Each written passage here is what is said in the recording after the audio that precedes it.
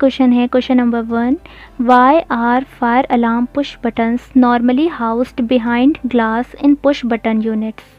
ये कह रहे हैं कि फायर अलार्म जो पुश बटन होता है वो जनरली जो पूरी यूनिट होती है, पुश बटन यूनिट होती है, उसमें ग्लास के पीछे क्यों लगाते हैं? तो to protect against unintentional operation, क्योंकि देखिए क्या होता है कि कभी कभी अनजाने में क्या हो जाता है, हम उसको प्रेस कर सकते हैं, तो इसलिए उससे बचाने के लिए। अनइंटेंशनल मतलब कि अनजाने में हम उसको ऑपरेट कर सकते हैं, to protect against unintentional operation. अब नेक्स्ट क्वेश्चन है question number 2, what is the key purpose of automatic roof ventilators. देखिए ऑटोमेटिक रूफ वेंटिलेटर्स जो होते हैं उनका मेन मकसद क्या होता है, इनका पर्पस क्या होता है लगाने का? तो to disperse heat and smoke in a fire situation. क्या करेगी ये वेंटिलेटर्स? क्या करते हैं वो? हीट और स्मोक जो भी होगा, धुआं होगा, वो उसको क्या करेगी? डिस्पर्स करेगी, उसको बाहर निकालेगी फायर सिचुएशन में। नेक्स्ट क्वेश्चन है question number 3, to what does the Irish standard IS 291 इस टू 2002 रिलेट। ये किससे रिलेट है ये स्टैंडर्ड?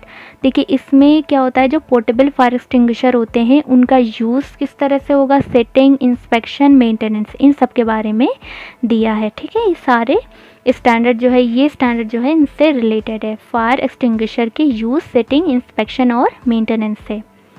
अब आते हैं नेक्स्ट क्वेश्चन पे question number 4, what is the Irish standard IS 3217 इस टू 1989। ये वाला जो स्टैंडर्ड है ये किससे रिलेटेड है? ये है code of practice for emergency lighting.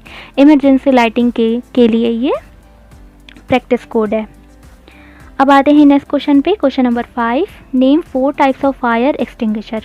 कोई 4 टाइप के फायर एक्सटिंग्विशर बताएं। तो जनरली जो हमें पता होते हैं वो होते हैं water, foam, dry powder, sand and carbon dioxide. ठीक है, अब आते हैं नेक्स्ट क्वेश्चन पे question number 6, in addition to a fire alarm system name 4 other items that might be provided to improve safety during emergency.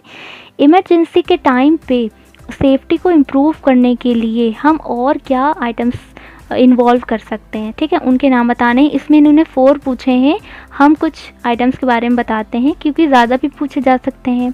तो देखिए वो क्या है, इमरजेंसी लाइटिंग, फायर एक्सटिंग्विशर्स, होस रील, फिक्स्ड एक्सटिंग्विशर, स्प्रिंकलर्स और fire blankets. एक बार फिर देख लेते हैं, इमरजेंसी लाइटिंग, फायर एक्सटिंग्विशर्स, होस reels, fixed extinguisher, sprinkler and last fire blanket.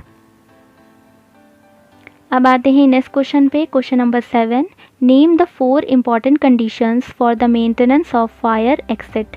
देखिए इस क्वेश्चन को पहले भी पूछा गया है लेकिन थोड़ा सा घुमाकर पूछा था, तो यहाँ पर दूसरे टाइप से क्वेश्चन पूछा है। आंसर वही रहेगा कि फायर एक्सिट की मेंटेनेंस में क्या इंपॉर्टेंट कंडीशंस होनी चाहिए।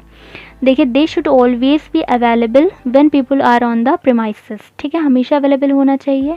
They should always be kept clear, हमेशा क्लियर रखना चाहिए, उसे साफ रखना चाहिए। दे शुड ओपन आउटवर्ड्स और स्लाइड, उसे बाहर की तरफ खुलना चाहिए या फिर स्लाइड होना चाहिए। They should be clearly marked, हमें वहाँ पर प्रॉपर मार्किंग होनी चाहिए। ठीक है, क्लियरली मार्क्ड होना चाहिए। अब आते हैं नेक्स्ट क्वेश्चन पे question number 8, you have called out the civil fire brigade to a fire at your plant.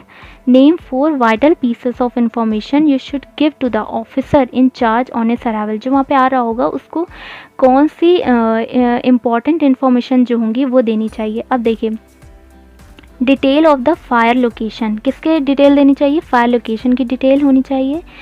Fire means on site. ठीक है, नेक्स्ट आता है 3rd, material involve in the fire. Fire में किस टाइप की आग लगी है ना, कौन सा मटेरियल यूज़ हुआ है, कौन सा मटेरियल इन्वॉल्व है उसमें। Material involve in the fire, कोई पर्सन है अगर वहाँ पर फंस गया है, ट्रैप हो गया है या फिर मिसिंग है, मिल नहीं रहा है, तो उसके बारे में डिटेल पता होनी चाहिए। Details of any special hazards involve, या फिर कोई ख़तरा हो, स्पेशल हज़ार्ड हो, उसके बारे में पता होना चाहिए। नेक्स्ट क्वेश्चन है question number 9, name 2 hazards which result from fire involving polyurethane foam as used in many furnishings. देखिए ऐसी फायर में जिसमें पॉलीयूरिथेन फोम जो है वो इन्वॉल्व हो रहता है, तो उसके बारे में बताइए। देखिए very rapid propagation of flame, जो फ्लेम जो होगी ना वो बहुत ज़्यादा तेज़ी से प्रोपगेट करेगी, बहुत ज़्यादा तेज़ी से फैलेगी, डेंस होगा, उसके जो फ्यूम्स और गैसेस निकलेंगी वो बहुत ज़्यादा डेंस होंगी, घनी भी होंगी और बहुत ज़्यादा जहरीली होंगी, टॉक्सिक होंगी, ठीक है। Dense very toxic fumes and gases. क्यों? क्योंकि पॉलीयूरेथेन फोम की वजह से अगर फायर में वो इन्वॉल्व है तो इस तरह की कुछ सिचुएशन होगी, बहुत तेज़ी से फ्लेम जो होगी वो प्रोपगेट करेगी। अब आते हैं नेक्स्ट क्वेश्चन पे, question number 10, what precautions should be taken when electrical apparatus has to be used in a hazardous area. ठीक है, अगर इलेक्ट्रिकल अपरेटस यूज़ करते हैं हज़ार्डस एरिया के पास तो क्या प्रिकॉशन लेनी चाहिए?